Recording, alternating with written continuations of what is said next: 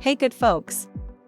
Today we will learn Unit 3, Present Continuous, I am doing, versus Present Simple, I do, Part 1. Let's get started. Ta'riflarni o'rganing va misollarni taqqoslang. Present continuous, I am doing. Present continuous.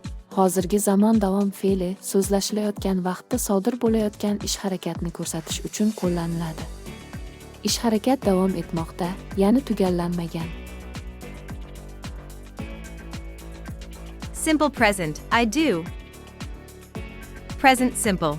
Hozirgi oddiy zamon ish harakat haqida umumiy gapirilganda yoki muntazam takrorlanib turadigan ish harakatni ko'rsatish uchun qo'llaniladi.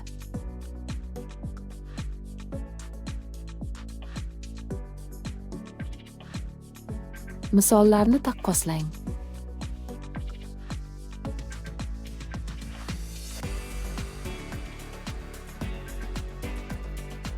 The water is boiling.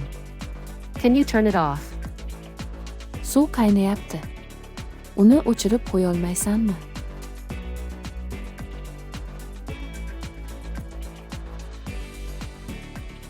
Water boils at 100 degrees Celsius.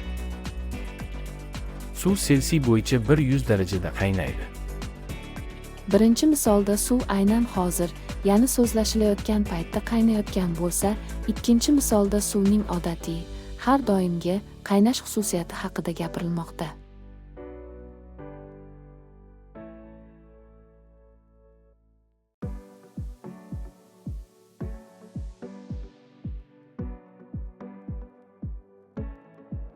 Listen to those people.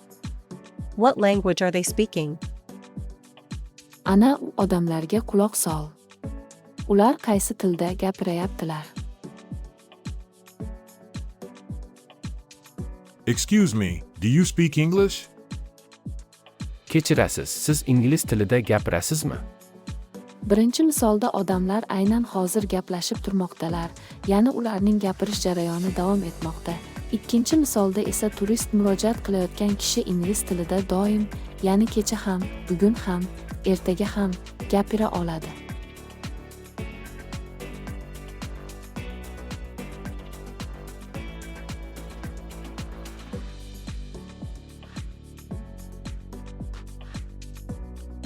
Let's go out.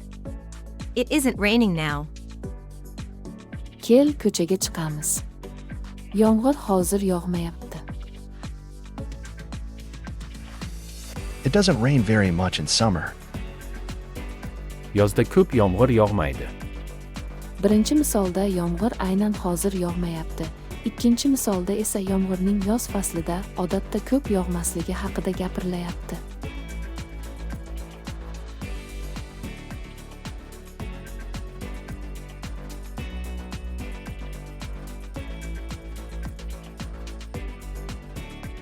Don't disturb me.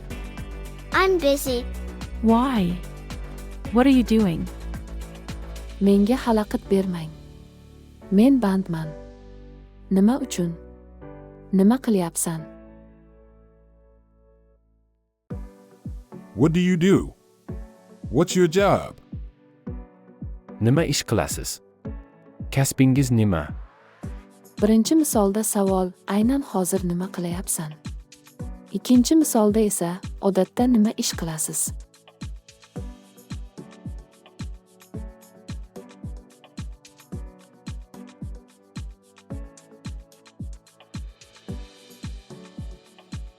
I'm going to bed now. Good night. Men hozir uxlashga yotayapman. Xayrli tun. I always go to bed before midnight. Men uxlashga doim yarim tundan oldin yotaman. Bu safar ham birinchi misolda uyquga aynan hozir yotayapti, ikkinchi misolda esa odatda uyquga yotadi.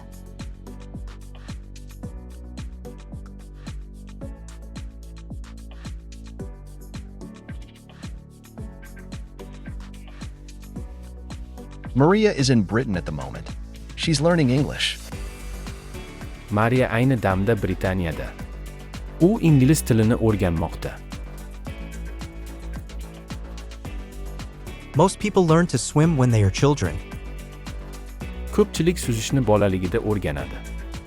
Birinchi misolda o'rganish jarayoni davom etmoqda, ikkinchisida esa o'rganish odatiy harakat sifatida kelayapti. Zamonlar va misollarni taqqoslang.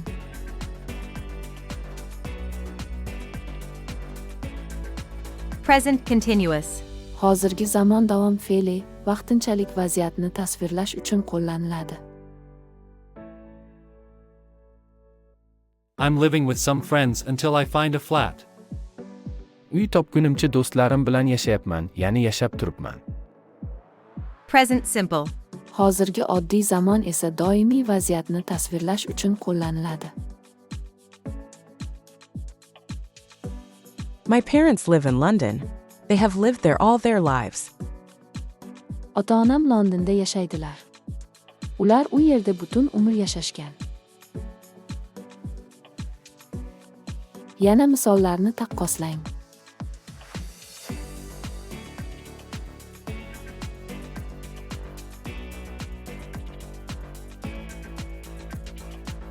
You are working hard today. Yes, I've got a lot to do. Bugun qattiq ishlayapsiz. Ha, qiladigan ishlarim ko'p. John isn't lazy. He works very hard most of the time. John dangasa emas. U ko'pincha juda qattiq ishlaydi. Birinchi misolda bugungi ishlash jarayoni vaqtinchalik davom etmoqda, chunki kun oxirida u baribir tugaydi. Ikkinchi misolda esa John odatda, ya'ni doimo qattiq ishlaydi. I always do. Va I'm always doing. odatda Always. bilan Present simple. qo'llaniladi. I always do something. Men biror narsani har doim qilaman. I always go to work by car. Ishga har doim mashinada boraman.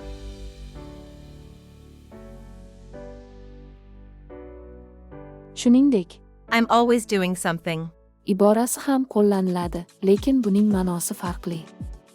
Masalan,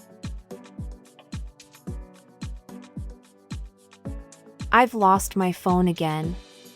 I'm always losing things. men yana telefonimni yo'qotib qo'ydim. Men doim narsalarni yo'qotib yuraman. I'm always losing things. Men har safar narsalarni yo'qotayapman degan ma'noni emas, balki men narsalarni doim, ya'ni juda ham haddan tashqari ko'p yo'qotib yuraman degan ma'noni anglatadi. You are always doing. Biror narsani doim juda ham ko'p qilib yurishingizni anglatadi.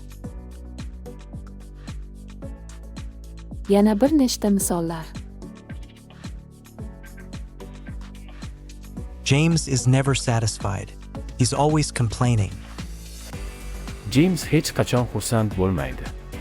U doim nolib yuradi. Ya'ni haddan tashqari ko'p.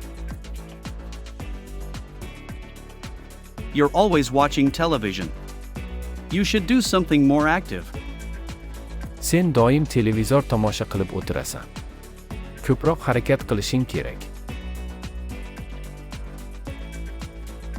Shu bilan unit 3 o'z nihoyasiga yetdi. Endi odatdagidek Lexika.uz saytiga kirib, ushbu unitga tegishli test savollarini yechib, o'zingizni sinab ko'rishingiz mumkin. Omad!